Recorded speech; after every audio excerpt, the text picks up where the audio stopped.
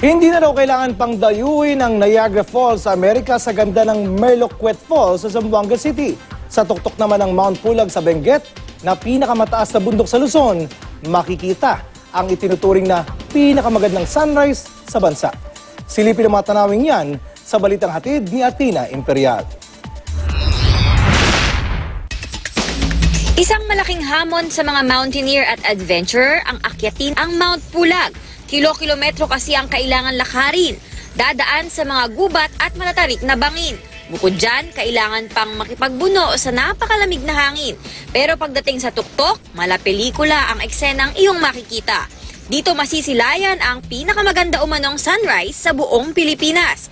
At sa ilang sandali ng pagtanaw sa sikat nitong Sea of Clouds, ang langit nagiging animoy abot kamay. Bakit pa dadayo sa Niagara o Victoria Falls? Kung dito naman sa Pilipinas, matatagpuan ang nakabibighaning Merloquet Falls. Ang walang humpay na bagsak ng tubig dito, testamento ng kagandahan ng kalikasan na ipinagkaloob ng Diyos sa lungsod ng Zamboanga. Athena Imperial, GMA News.